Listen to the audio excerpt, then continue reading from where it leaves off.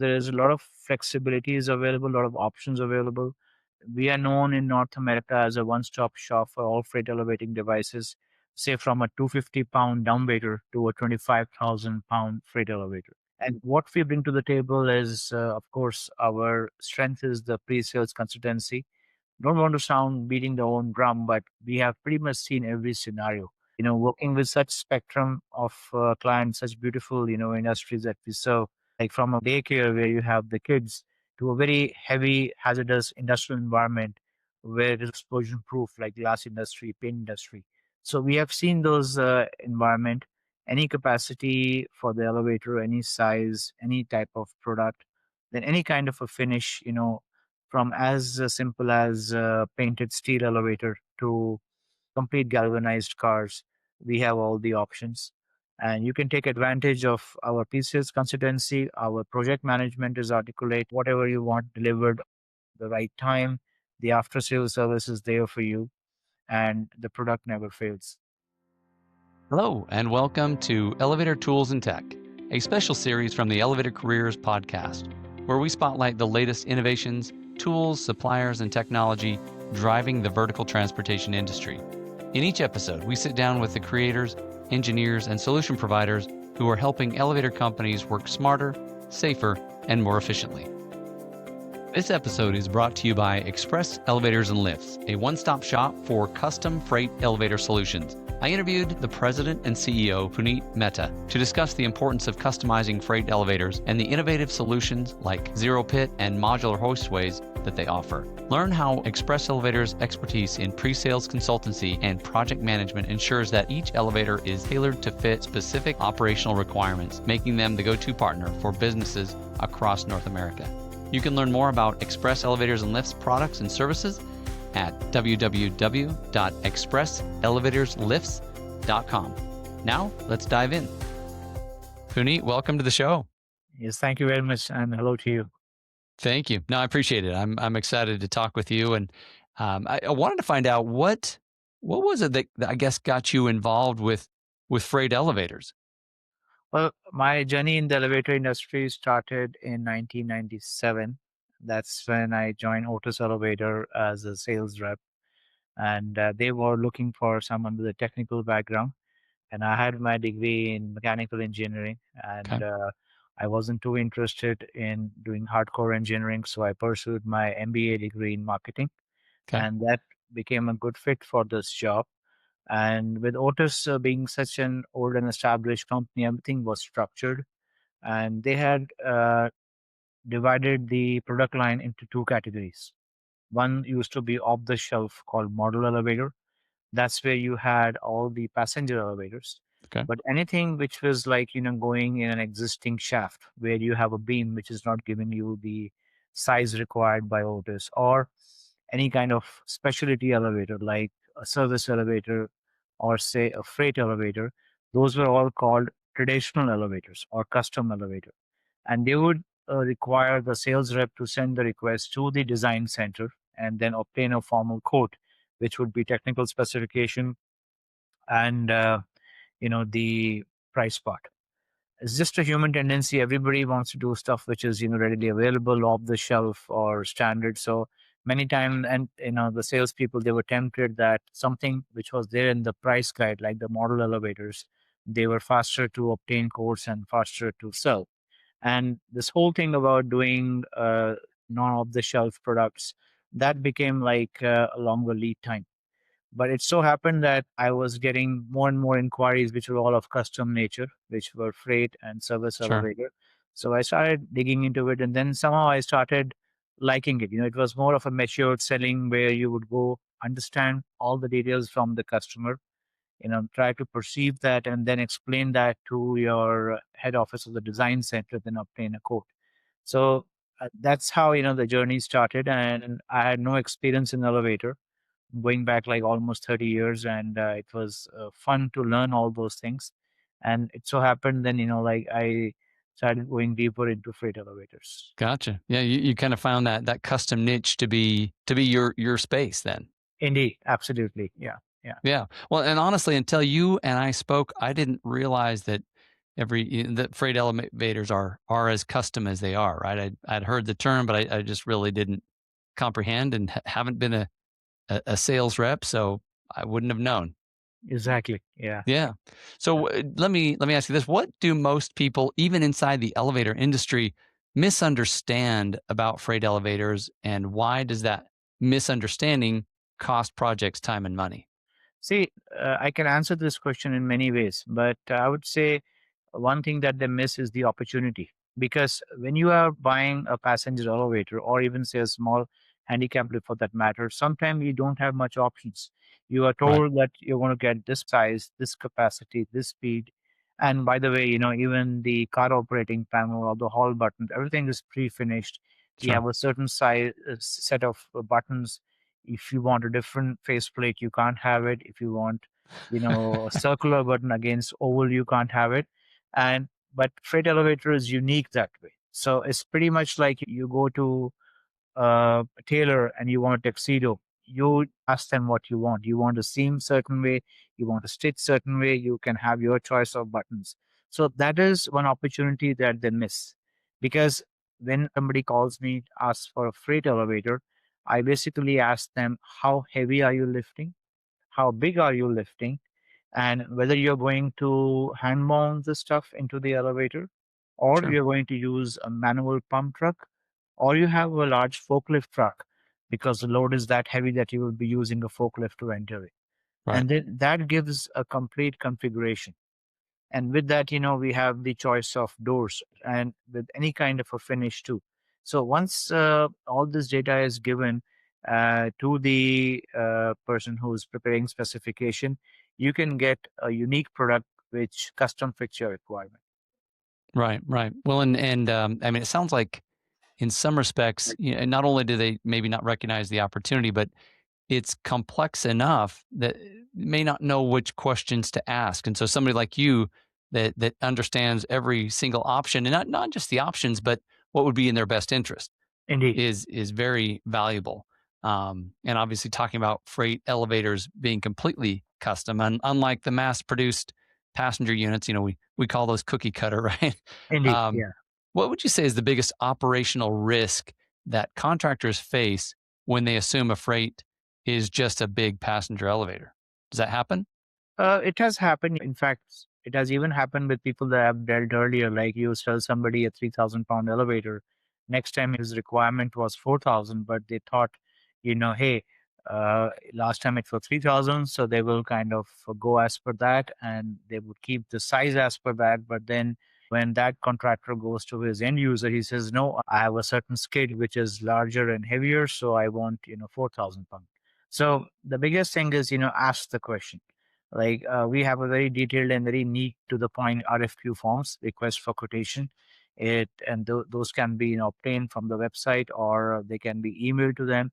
Just fill it as much as you can, send it back to us, and we'll make sure that we vet them thoroughly. If they are demanding questions, you will receive a phone call or an email, and that's when we do the complete specifications. Yeah, thank you. So I'm just gonna throw one question in here that's just going through my mind, and that is, is there some kind of scale that you use to know? Because I'm just assuming, if I'm loading loads, I don't know how heavy they are necessarily, Indeed. but Yeah. what do they use to kind of make sure they're not overloading the elevator? Now, see, that's a good question. Most of the loads that we have in North America, that's either on the pallets, which are 40 by 48 or Okay. skids, right? 40 wide left to right and 48 depth front to back. And you maneuver them in the shop floor, on the shop floor or inside the elevator using a pump truck, right? Or the forks of a forklift truck. Okay. So that's where you have a standard point. So when we are designing these freight elevators, we are asking our customer how busy the operation is. Do you want to carry one skid at a time, Right. or you want to carry two skids? And if you are carrying two skids, are you keeping them like side by side? That means now you need a wider elevator. Sure. Or you can keep them one after the other. Now you need a deeper elevator, right? So those basic things we ask. And some industrial applications are so busy that they say, no, I mean, they want to carry four skids at a time.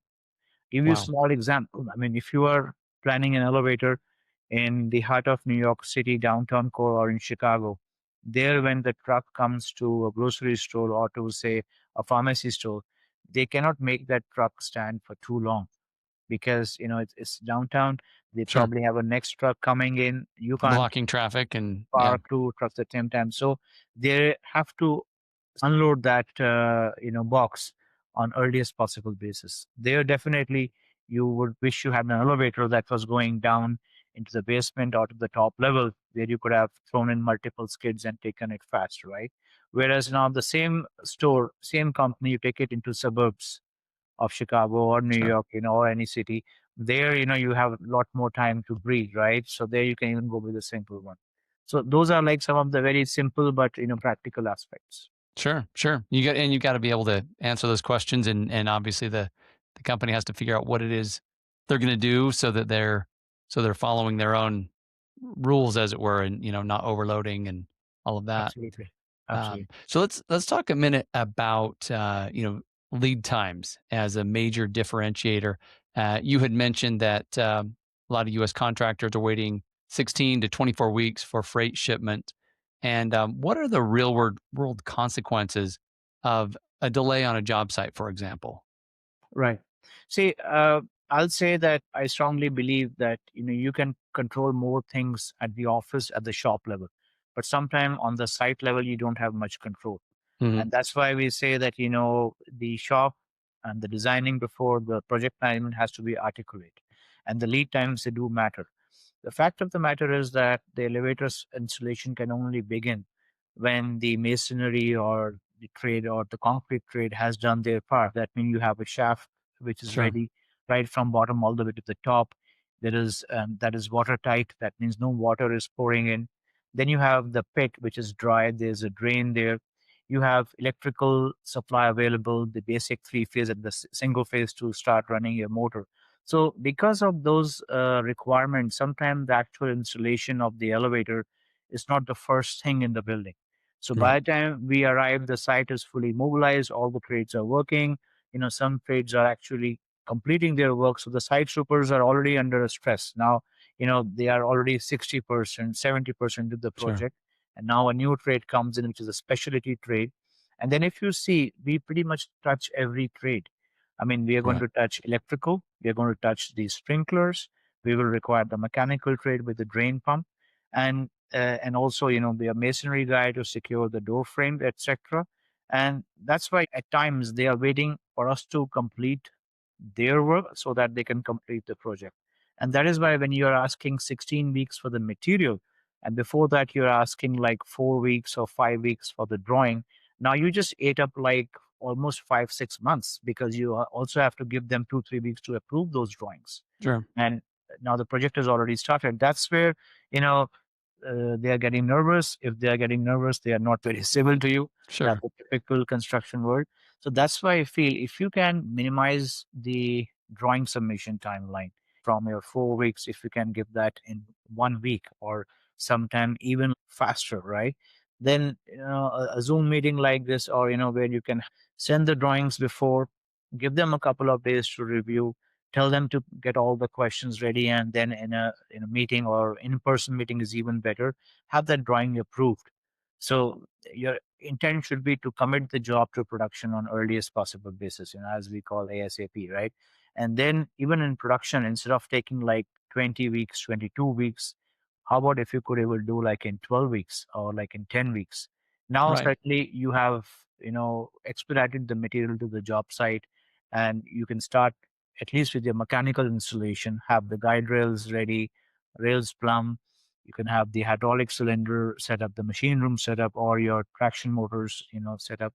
That's how you can really expedite the project and, kind of take away most of the unknown from the project. Yeah, yeah, yeah. I mean, it sounds like some multitasking, some planning ahead, and making sure, like you Absolutely. said, you can solve a lot of the problems in the office before it ever gets to the job site. As I recall, yeah, in our last conversation, you had talked about that Express can deliver drawings in 8 to 14 weeks instead of 24, and obviously you just talked about that. But what enables you to move that fast, and maybe others can't?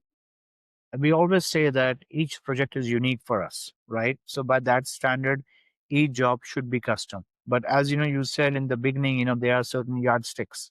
Like Sure. these freight elevators, as I said, either they are meant to carry single skid or two skids or four skids, or if they are carrying carts on wheel, they come in a certain sizes too. For condominiums, if they are carrying garbage bins, they are typical sizes. If they are carrying automobiles for the automobile dealerships or other warehouses, condominium, we know they are usually 10 feet by 20 feet. Sure. So having said that, we have like a huge amount of data spanning last 20 years, 25 years, where we have done so many jobs which were although unique, but they were similar in nature. So that really empowers us. Like most of the jobs, unless there are really some new requirements, we are able to give drawings anywhere, say in 1 to 2 weeks. Now, Nice. this is where we need to know from our customer, even if 1 to 2 weeks sometime is no longer for them. I know, especially the retail world is most, time sensitive.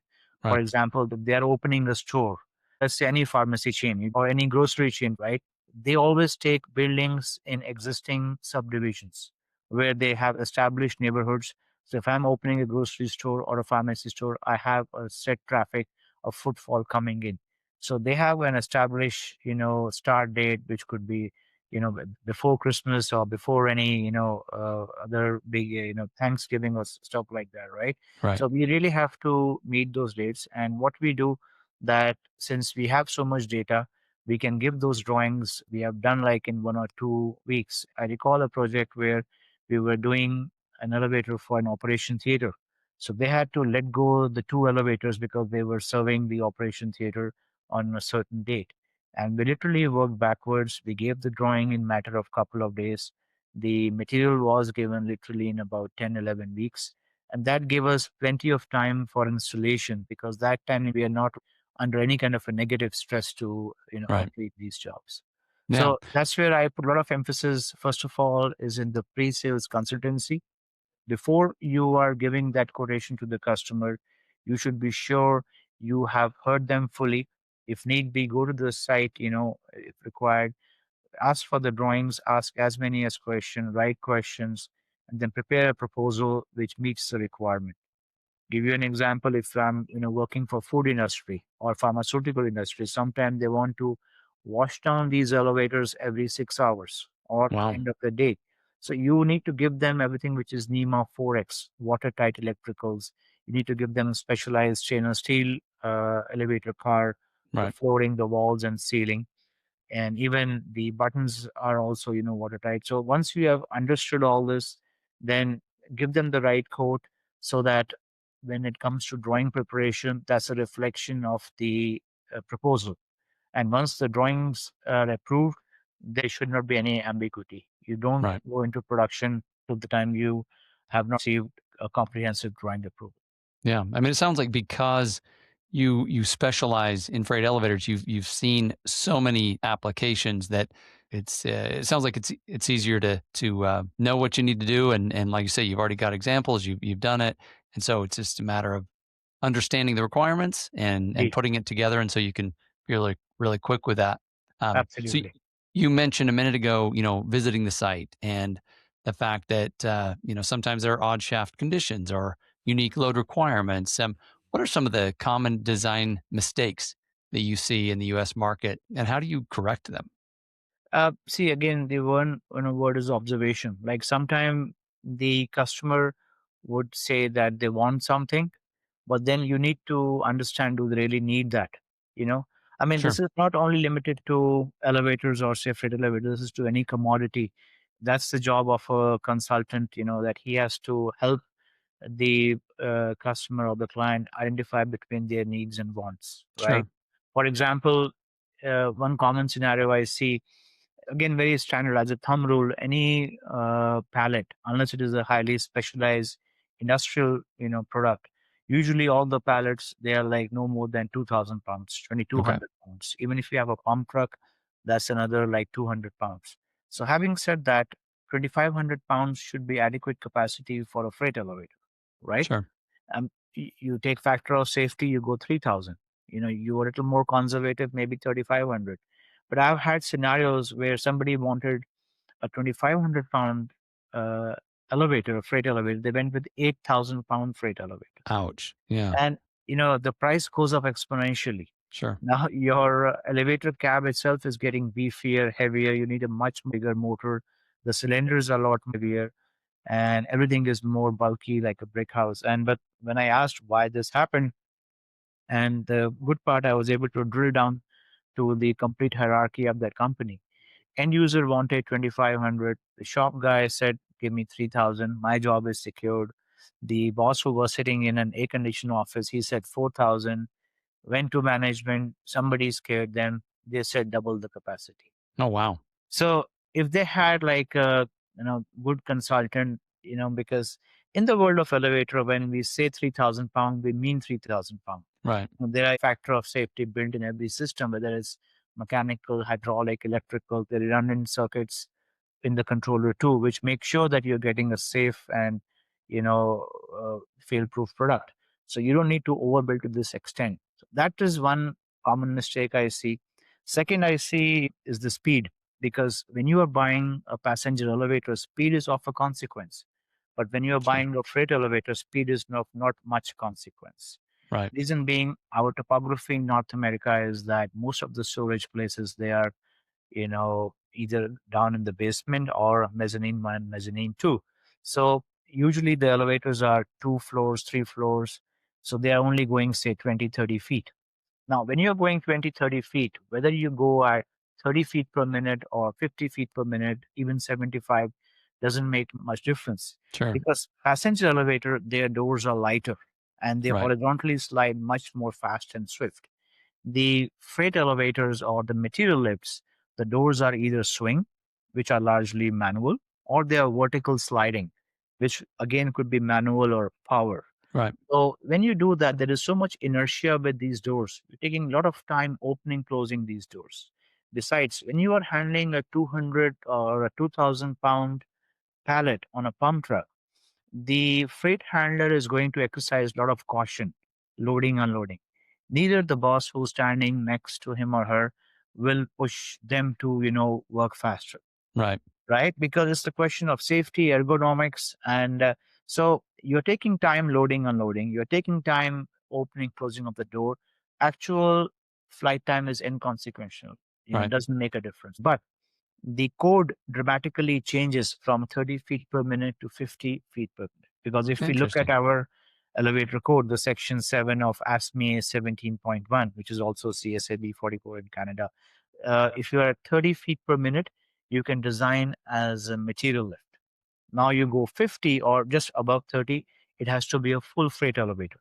Hmm. Then you require lots more bells and whistles. You require integration to the fire alarm. You require a phone line for auto dialer. You require a pit with a drain and sump pump. Now you just, exploded the scope of the project. So Interesting. likewise, sometimes customer may want a power door instead of a manual door, or they would want an automatic door, and we can recommend them a power door. Again, this is also very interesting. Automatic door is when you reach your landing, the door should open on its own, Yeah. right? Whereas a power door is when you reach your landing, the door can only unlock, and then you can gently open it yourself. In the world of freight, when the freight handler is, say, handling a garbage bin, which is give and take 3.5 feet by 7 feet. So those are like, physically capable people who are moving garbage bin. They can always open a door by themselves, Right. right? But changing an automatic door to a power operated door, again, is very easy on your pocket. Not only that, it's faster to install, easier to maintain. Hmm. We give solutions which are supposed to last for 25, 30 years as a minimum. If Right. maintained properly, you can go up to 35, 40 years. And that's what you have to see. Bring the scale of economy, bring something which is long lasting, and also like weed out any problems. I mean, there could be more scenarios, but these are some of the common things that I'll say: the choice of doors, the choice of speed, and the load capacity. Yeah. Yeah. That makes sense. So let's talk a little bit about zero pit, no machine room, modular hoistways. These are major cost and disruption producers.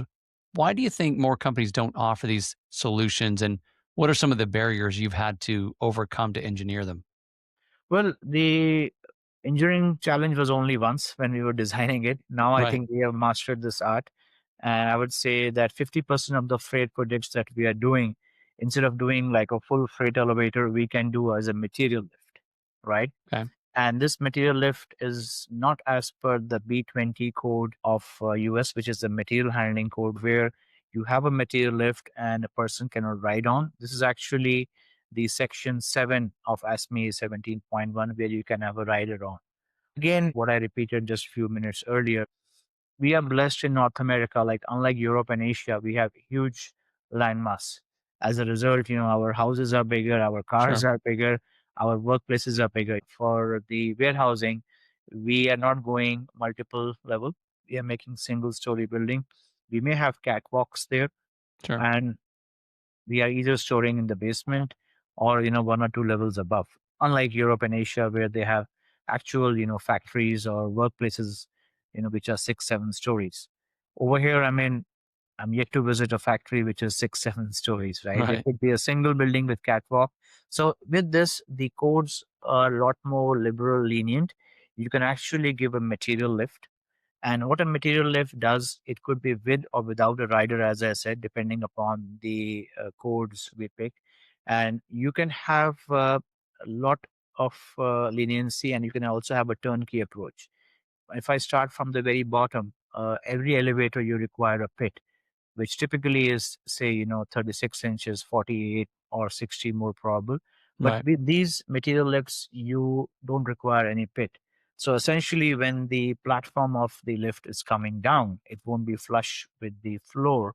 So we make that platform with a unique design, which could either be half or 3/4 inch steel plate, Okay. or for bigger capacities, say up to 5 6,000, we make the platform only with 1.5 inch section, which Wow. is like an engineering expertise that we have. And when it comes to the bottom landing, it is gently floating in the air, so only 1/4 inch above the floor, because you don't want it to bottom out.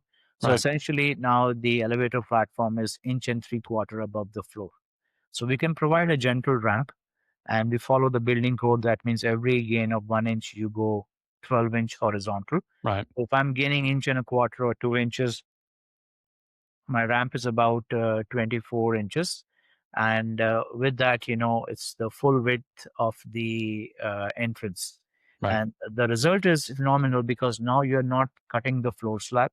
Like, for example, if this is a food plant or other sensitive area to dust, if you are cutting the floor slab, Yeah. the itself is could be at least few thousands of dollars, if not more. You have to basically cordon off the entire area, dust nuisance, noise nuisance, and so on. So you prevented that. You go right on the platform itself. This is one part that we offer as a part of a turnkey. Second, instead of telling the customer to engage a general contractor and make the hoistway shaft out of masonry or concrete, we Right. provide the hoistway enclosure out of steel panels. So you're going to have hollow structural steel tube for each corner. Then you have the in between cross members, again out of hollow tubes or channels or I beam. And then you can clad the whole enclosure either with a solid steel or with a mesh enclosure. So Gotcha. having said that, customer didn't have to cut the floor to make a pit, and we gave them the shaft and even the hydraulic power unit. Instead of them making a dedicated enclosed room, you basically like put that in a steel cage called the lockable enclosure. Okay. So if you see from the customer point of view, they are thrilled because they had, you know, a guy visit them or speak to them over the phone, understood their requirement, gave them the freight elevator, no pit, no shaft required, no machine room required.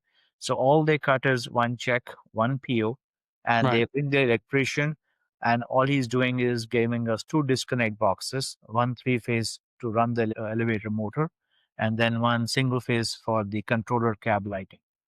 So that's like a happy scenario for the customer. And we Yeah. do this anywhere from 500 pounds up to 6,000 pounds. We have designs where we can even enhance that. But usually, when you go higher than 6,000, now you need a beefier platform. so Sure. you require a thicker. So it kind of defeats the purpose. And I would say this really helps in existing situations like where you are doing value addition or enhancement of existing facilities. This comes really handy. No, it sounds very, yeah, turnkey, right? Because it's like Exactly.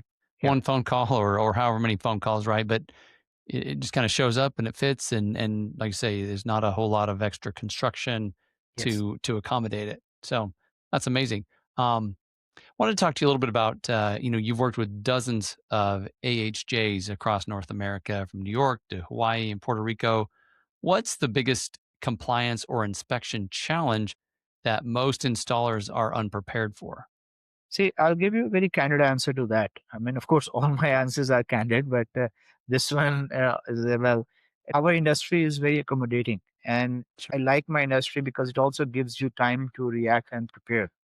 My experience with AHJ, whether it is their office level or the inspector who visits the site, if you tell them this is your requirement, that's your intent, and it may or may not be following the code, they will help you achieve that. But if you just try to be maverick, if you say this is my way, I'm doing it without giving them any notice, don't do that. So our approach is very, very simple. We follow ASME 17.1 to the T. Right. But then, every state has the authority to adopt the way they like. For example, the elevator code is standard for North America, standard Right. for US all across. But how each state will adopt, that's privy to them. And that's what we need to identify. Like, if I'm selling something in New York State, it may not be permissible in New York City, or it may be different in Texas. Like, for example, when we do material lift, I'm going many years back, and we did something in Georgia. It was good. And it came to Texas. The inspector said, this is good. I like it, but I want to see an additional car gate. Hmm. Like when we went to Michigan, they said, what you're doing is good, but have this thing pre approved. Right. Gotcha. So we said, fine, it is right now, it's the time to spend that time. So they took about, I think it was 5 to 6 weeks. We went to the T with every design, everything was pre approved, and then we were able to install. So that's approach is win-win because the customer is also not in the dark, and they know that this is part of the code, and this is permissible. So they're also not anxious in any way. Yeah, yeah. Well, and it sounds like just, taking that responsible step to communicate ahead, making sure that they're not surprised, they're not worried that you're trying to bring something in that's just not going to work. And if Absolutely. you communicate up front, then you avoid a lot of problems. Yeah, one example in certain jurisdiction, the material lifts, as per ASME 17.1, they can go up to 5 meters. In Gotcha. others, it can go up to 7.6. Now, what do you do if you have a job which is like 5.5 meter or 6 meter? Many times, if we just say that, hey, you have adopted this as per 5 meter only, right, which is 200 inches. But by the way, this particular state is already authorized, and they're allowing up to 7.6 meters, which is, say, give and take 300 inches, 25 feet. And my building is already existing, and they had an existing elevator, and that elevator is no longer reliable. So we are actually taking it out. We are reducing the hazard, and we are reducing the liability. So would you allow? And the answer is usually yes, right? If Nice. you are doing a new construction and then you are asking for a variance, then any authority or institution, they are more curious. Like, why are you not, able to do it as per the code? And then also, if you have a rational reasoning, that gets attended to and listened to as well. So, Puneet, you've completed work for universities, aerospace companies, manufacturers, retails, and a lot of others. Across all these environments, what patterns do you see in how heavy duty facilities actually use freight elevators versus how they think they will use them when they're in the planning phase? Well, I think I'll say that all these industries, they are highly knowledgeable, and the good part is, I mean, we feel that elevators are state of the art and they are rocket science, but once you break them down, they're a lot simpler. Sure. And all these buyers, they are very smart people. And besides elevator, their facility has got so much other machine and equipment which is way more sophisticated and which is way more expensive. It's just that, we as elevator people, sometimes we are empowered by, the red tapeism or being so structured. We appear to be like, I would say on the top. But so that's how I'll answer this in a very candid way. They have a set idea what they are buying. And I've also seen that the good amount of people, like, they do take some contingency for the future. Sure. Like, for example, if when we provide material lifts of freight elevators going into mezzanine, they know they're going to have an expansion phase two, phase three. So they may need another elevator, same Right. capacity, say about 100 feet away. Or they may say, no, today I only want to lift 3,000 pounds, but I know for sure my pallets are going to be different. They're going to be larger. So give me something, which is 6,000 pounds.